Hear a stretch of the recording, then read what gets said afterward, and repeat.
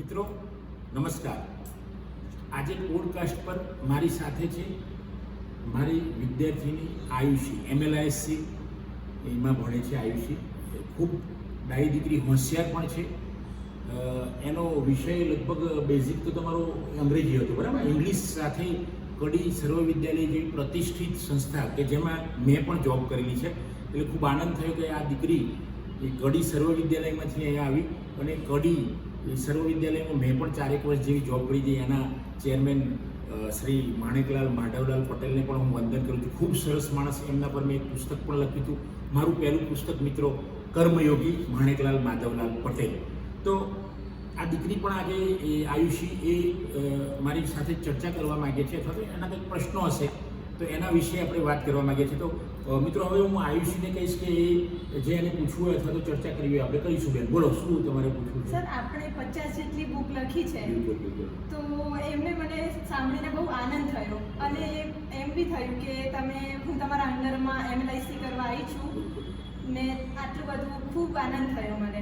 તો એનામાં એવું છે કે હાલમાં તમે નવી કઈ પુસ્તક લખી છે? નવી પુસ્તક હવડા જ મારી આ લગભગ મહિનાની અંદર 3 પુસ્તક આવ્યા મારા। ખડીંગ ખડીંગ હતું થોડાક સમય પહેલાં, એના પછી મન આવ્યું। મન એ પુસ્તક મિત્રો ડિપ્રેશન ઉપર છે, ખાસ કરીને કે કોઈ પણ માણસ, દુનિયાનો કોઈ પણ માણસ ડિપ્રેશનમાં આવી શકે।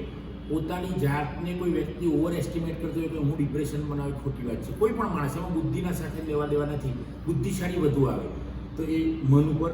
અને ત્રીજું પુસ્તક જે તમે અત્યારે વાત કરવાની વાત કરો છો એ છે લાઇબ્રેરી મેનેજમેન્ટ, ગ્રંથાલય વ્યવસ્થાપનનું પુસ્તક છે। એ જે નવું અત્યારે હાલ જે આપણે વાત કરવાની તમે વાત કરી એ પુસ્તક।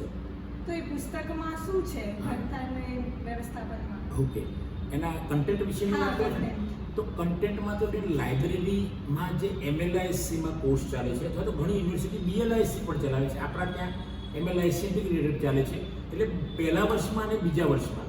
જ્યાં ઇન્ટિગ્રેટેડ નથી, જ્યાં BLIC MLIC ચાલે છે, ત્યાં બંને વર્ષમાં મેનેજમેન્ટનું પેપર મોટા ભાગે ભણવાનું આવે છે। તો પેપર સિલેબસ મુજબ એ પેપરમાં જે વિદ્યાર્થીઓને કામમાં આવે એ જ વિષયનું કન્ટેન્ટ મેં લખેલું છે।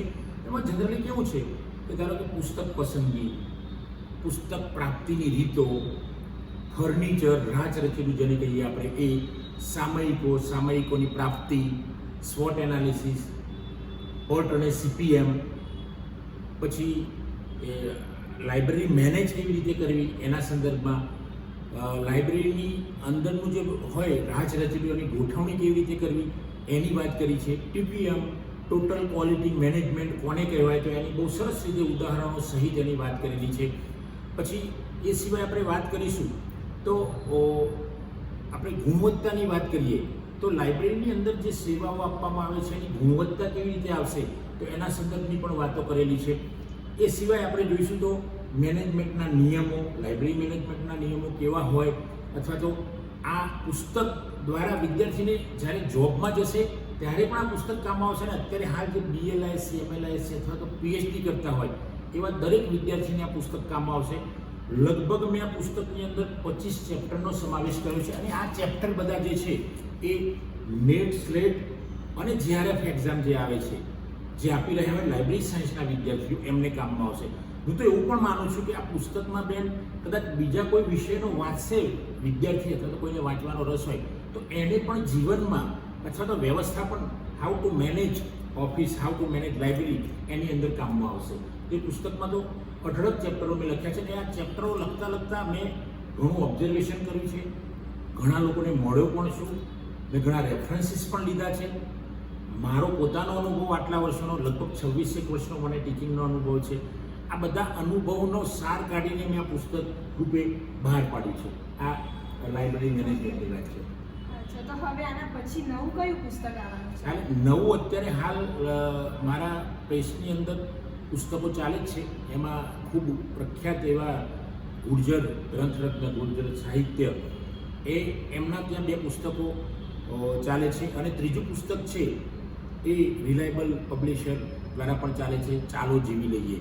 ગુર્જરના જે 2 પુસ્તકો છે એમાં એક નોવેલ છે તમારી જેવી દીકરી પર, કે ગામડાની દીકરી તારા જેવી દીકરી હોય અને શહેરમાં આવે છે, ને શહેરમાં જઈને પાછી પરદેશ જાય છે, અને ક્યાંક કેટલો સંઘર્ષ કરે છે। એને જોબ પણ મળે છે, પણ સંઘર્ષ કર્યા પછી પણ સંઘર્ષ પૂરો થતો નથી. તો એ સંદર્ભની એમાં સફર પુસ્તક, કદાચ એનું ટાઇટલ હજુ એકદમ નક્કી નથી થયું, પણ હું માનું છું ત્યાં સુધી સફર ટાઇટલ છે એનું. ચાલો જીવી લઈએ મારો કાવ્ય સંગ્રહ છે, જે રિલાયબલ પબ્લિશર પુસ્તક અત્યારે એ ચાલે જ છે, એ પાઇપલાઇનમાં જ છે. તો એની અંદર આખો કાવ્ય સંગ્રહમાં તો જિંદગી કેવી રીતે મસ્તીથી જીવવી, મોજથી જીવવી, કામ કરીને જીવવું, મિત્રો સાથે જીવવું, પરિવાર સાથે કેવી રીતે જીવવું, તમારા જેવી દીકરીઓ મારી વિદ્યાર્થીની હોય તો એમની સાથે કેવી રીતે, આ બધી જ બાબતો કાવ્ય રૂપે મેં સંગ્રહ કર્યો છે. એની અંદર એનું આખું કલેક્શન મેં જાતે મૌલિકતાથી લખ્યું છે. ગામની વાત કરી છે, આપણી માની વાત કરી છે, પિતાની વાત કરી છે, દીકરીની વાત કરી છે, ભાઈઓની વાત કરી છે, એમની સાથે કેવી રીતે જીવવું, તો એ સંદર્ભની વાત કરી છે. ત્રીજું પુસ્તક જે નેટ સ્લેટ અને JRF માટે છે, એ હવે એ પણ પાઇપલાઇનમાં છે. તો best for net slate and JRF એવું પુસ્તક મારું આવેલું છે. એ પણ ગુર્જર દ્વારા જ પ્રકાશિત થાય છે. અને એની અંદર જે લાઇબ્રેરી એન્ડ ઇન્ફોર્મેશન સાયન્સની અંદર ભણતા વિદ્યાર્થીઓ હોય અને એમને નેટ સ્લેટ અથવા તો JRF પાસ કરવી હોય તો એમના માટે આ ખૂબ સરસ પુસ્તક છે.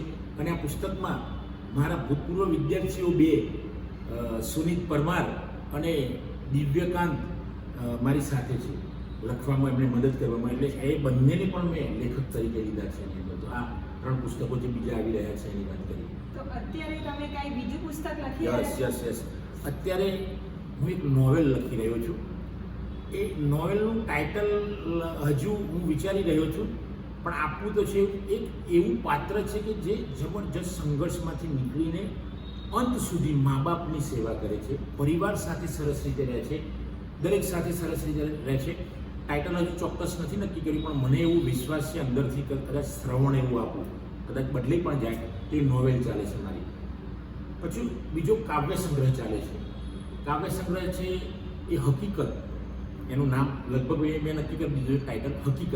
હકીકત એટલે જે રોજ બનાવો બનતા હોય, ઘટનાઓ બનતી હોય, અને હકીકતની રજૂઆત એ મારો કાવ્ય સંગ્રહ કરશે એવું મને લાગે છે, ફીલ થાય છે કે આજના જે ઘટનાઓ હોય, દુર્ઘટનાઓ હોય, સારી બાબતો હોય, મોટાભાગે એમાં પોઝિટિવ જ લીધું છે. ગામડામાં કેવી રીતે જીવાય છે, શહેરમાં કેવી રીતે, એના સંદર્ભની વાત કરવાની છે. તો એ, અને ત્રીજું મારા વિષયનું છે એ માહિતીના સંદર્ભમાં એક પુસ્તક, ઇન્ફોર્મેશનનો વિષય છે એના સંદર્ભમાં. એનું હજુ ટાઇટલ મેં નક્કી નથી કર્યું, પણ એ પણ પુસ્તક હું એવું જ લખવા માગું છું. એ લખાઈ રહ્યું છે, એ બિલકુલ કમ્પ્લીટ નથી, એની કદાચ વાર લાગશે, 6 મહિના થઈ જાય, 12 મહિના પણ થઈ જાય. પણ એ મારા વિદ્યાર્થીઓ, ગુજરાતભરના વિદ્યાર્થીઓને કામમાં આવે એવું હું બનાવવા માગું છું. એટલે એ થોડીક ધીરજ છે એમાં લખવામાં. તો આ મારા 3 પુસ્તકો પણ અત્યારે હાલ લખાઈ રહ્યા છે. સર, હું સાચે બહુ ખુશનસીબ છું કે તમારા અંડરમાં MLIC કરું છું, જે આટલી 50 જેટલી પુસ્તકો લખી છે, જેમણે એમના અંડરમાં કરવું બહુ સૌભાગ્યની વાત છે. બિલકુલ સરસ. મિત્રો, આ તો બહુ હોશિયાર દીકરી છે, સમજદાર છે, બહુ રેગ્યુલર પણ છે, અને દરેક બાબતમાં એને સમજણ પડી જાય છે. આ નાની દીકરી છે એટલે જ મેં અહીંયા પોડકાસ્ટ પર એને લીધી છે, કારણ કે યુવાનોને ખબર પડે કે ભાઈ ઉંમર સાથે સમાજને, ઉંમરને, હોશિયારીને કંઈ લેવા દેવા નથી. તો મિત્રો, આ દીકરી આયુષીને જોઈને, જો તમે એના જેટલા હોય, એનાથી નાના હોય, મોટા હોય, તો તમે જોઈને એનામાંથી પ્રેરણા મેળવી શકશો, કારણ કે એ પણ આટલું સરસ બોલી મને પ્રશ્નો પૂછ્યા. મિત્રો, આ વિડીયો તમને યોગ્ય લાગે આયુષી અને મારે બંનેનો, તેને લાઈક કરો, શેર કરો, કોમેન્ટ કરો, અને જો ચેનલ સબસ્ક્રાઈબ ન કરી હોય તો સબસ્ક્રાઈબ કરો. અને જો તમે અમારા વિષયમાં હોય તો આ પુસ્તક ખરીદવાનો પણ પ્રયત્ન કરશો. જય હિન્દ.